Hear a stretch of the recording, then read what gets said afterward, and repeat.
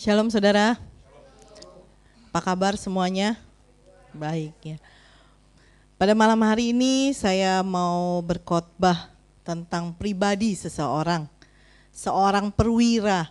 Kita akan lihat apa saja yang bisa kita pelajari dari kisah ini, apa saja yang bisa kita ambil dari kehidupannya supaya kita terapkan dalam kehidupan kita. Mari sama-sama kita baca dalam Lukas 7. Lukas pasal yang ke-7, ayat yang pertama sampai yang ke-10. Lukas 7, ayat pertama sampai yang ke-10. Saya bacakan buat saudara. Yesus menyembuhkan hamba seorang perwira di Kapernaum. Setelah Yesus selesai berbicara di depan orang banyak, masuklah ia ke Kapernaum. Di situ ada seorang perwira yang mempunyai seorang hamba yang sangat dihargainya. Hamba itu sedang sakit keras dan hampir mati. Ketika perwira itu mendengar tentang Yesus, ia menyuruh beberapa orang tua-tua Yahudi kepadanya untuk meminta supaya ia datang dan menyembuhkan hambanya. Mereka datang kepada Yesus dan dengan sangat mereka meminta pertolongannya. Katanya, ia layak engkau tolong sebab ia mengasihi bangsa kita dan dialah yang menanggung pembangunan rumah ibadat kami.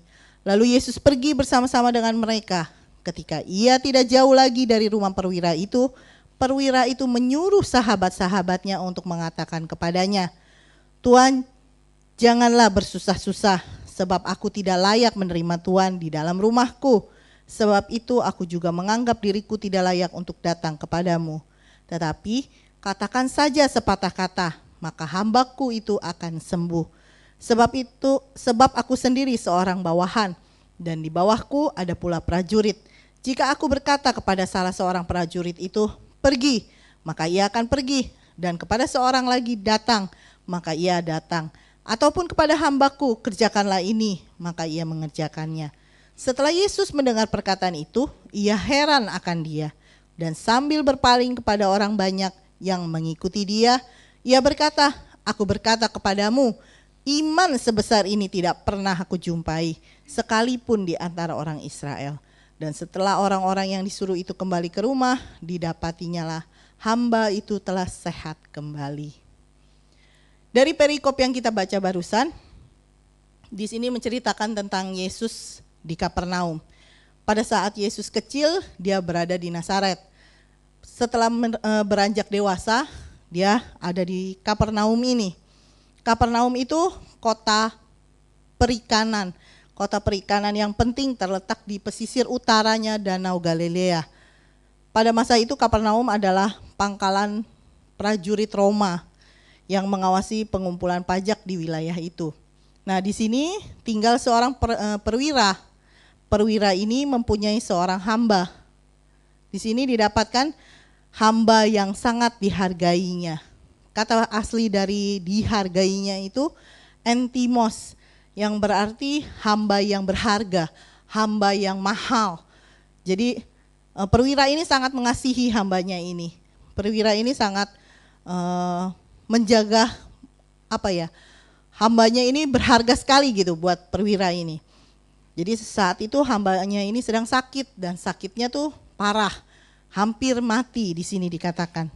Ketika perwira itu dengar tentang Yesus, ia menyuruh beberapa orang tua-tua Yahudi untuk datang kepada Yesus.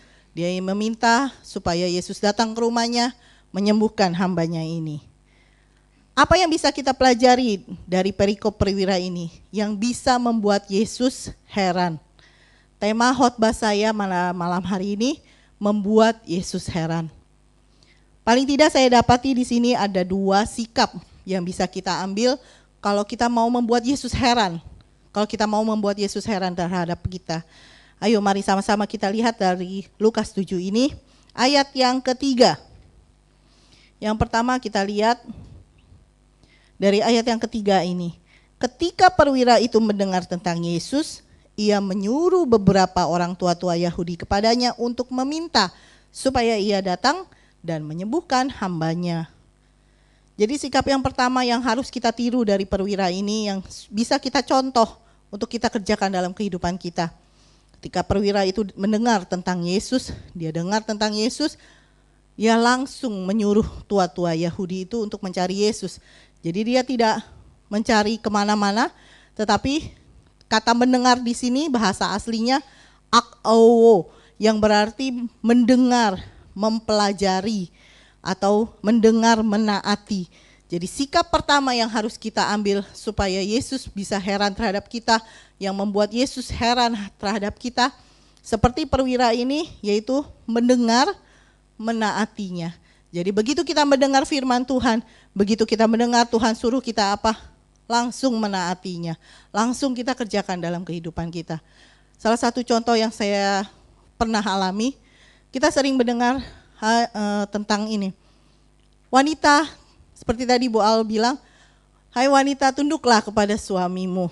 Bukan saja dibilang, hai wanita tunduklah kepada suamimu pada saat ia baik terhadap kamu. Tidak dibilang seperti itu. Itu yang saya alami.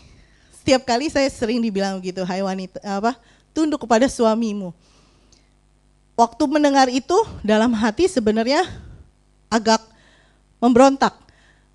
Bagaimana kita mau turut sama nunduk sama suami kalau kita merasa tidak diperlakukan dengan baik.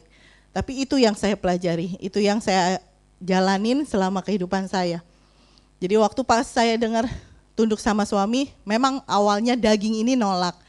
Tapi dengan nunduk sama Tuhan, harus saya kerjakan. Jadi setiap kali dibilang tunduk sama suami, iya, walaupun daging saya nangis, walaupun itu tidak sesuai dengan hati nurani saya.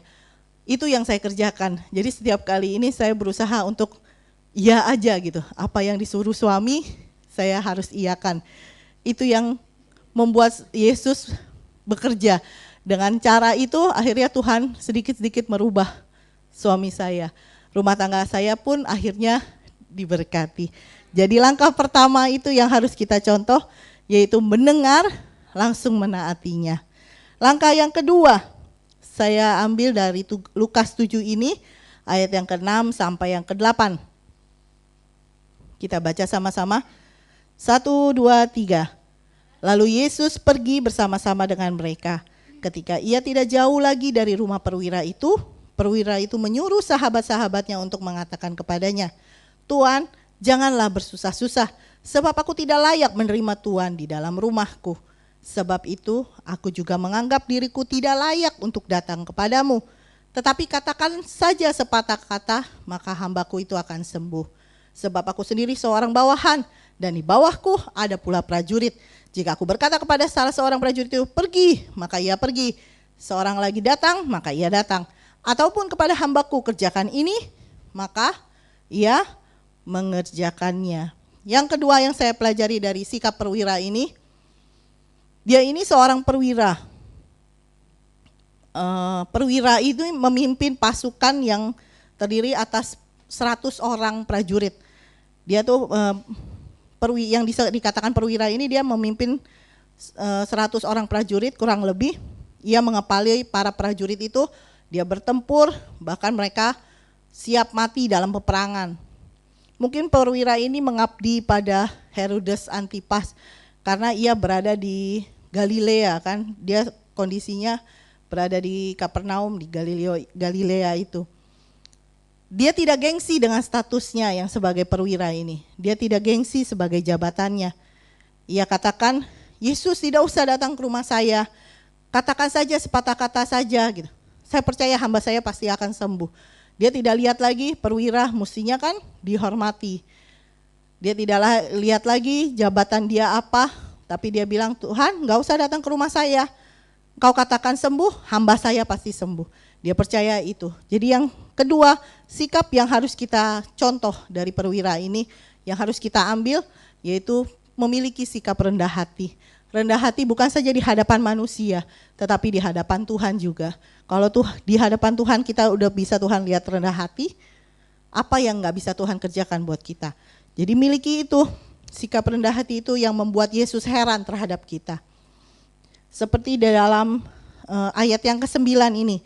Ayat ke-9 ini Yesus bilang, setelah Yesus mendengar perkataan itu, ia heran akan dia. Jadi kalau mau membuat Yesus heran, mau membuat Yesus heran terhadap kehidupan kita, mau membuat Yesus heran terhadap hidup kita, miliki sikap rendah hati itu. Rendah hati di hadapan Tuhan. Kalau kita punya sikap rendah hati itu, maka Tuhan akan berkenan kepada kita. Seperti di dalam 1 Petrus 5, 1 Petrus 5 ayat yang kelima. 1 Petrus 5 ayat yang kelima. Demikian jugalah kamu, hai orang-orang muda, tunduklah kepada orang-orang yang tua, dan kamu semua rendahkanlah dirimu seorang terhadap yang lain, sebab Allah menentang orang yang congkak, tetapi mengasihani orang yang rendah hati. Kalau kita punya sikap rendah hati itu, bisa manusia melihat kita bisa rendah hati, bahkan Tuhan sendiri bisa lihat kita rendah hati, dia akan mengasihani kita. Dia akan berkenan kepada kita, dia akan memberkati kehidupan kita. Dalam Amsal 29 ayat yang ke-23 juga dikatakan, Amsal 29 ayat yang ke-23 dikatakan, keangkuhan merendahkan orang, tetapi orang yang rendah hati menerima pujian. Jadi kalau kita mau membuat Yesus heran, miliki sikap rendah hati itu, maka pujian yang menjadi bagiannya kita. Kalau kita mau melakukan hal itu, kita akan menerima pujian, bukan saja dari manusia, tetapi dari Tuhan sendiri. Contohnya seperti dulu itu saya suka dibilang milih-milih teman. Saya kalau berteman itu suka kayak ngeras gitu, suka ngelihat-ngelihat orang yang sama Chinese atau apa, ayo bisa berteman gitu. Tapi kalau yang bukan, tak dulu, saya dapat keuntungan nggak dari orang ini. Dulu saya seperti itu, saudara. Jadi waktu pas Tuhan bilang pasangan hidup saya itu pase, agak ini mama saya ingat banget mengatakan, kamu sombong sih dulu. Kamu sombong sih kalau mau berteman selalu milih-milih gitu. Kamu tidak pernah mau berteman dengan siapa aja. Dari situ akhirnya mama selalu ingatkan, makanya rendah hati. Sekarang Tuhan kasih begini, udah miliki sikap rendah hati. Akhirnya saya belajar untuk menerima apa saja. Saya belajar untuk bisa berteman dengan semua orang. Saya belajar untuk bisa menerima semua orang. Yang nyakitin sekalipun gitu, buat saya nyakitin, saya harus belajar menerima orang itu. Saya harus belajar menerima orang yang tidak sesuku dengan saya, tidak seagama dengan saya. Tadinya saya tuh paling anti kalau punya teman misalnya bukan Kristen gitu. Tapi akhirnya saya belajar, oh iya kalau kita mau menjadi saksi Tuhan, tapi bertemannya hanya dengan orang Kristen, di mana nama Tuhan yang akan dipermuliakan kalau begitu.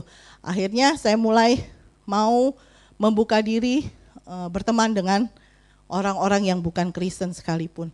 Akhirnya lewat itu Tuhan nyatakan, Tuhan berkenan kepada saya gitu. Kehidupan saya Tuhan berkati.